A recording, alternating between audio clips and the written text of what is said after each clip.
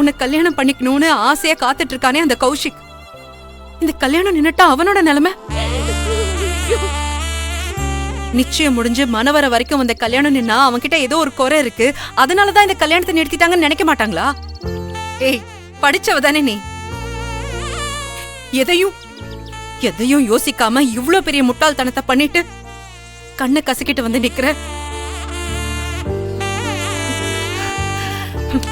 உன்னெல்லாம் என்னன்னு சொல்றது?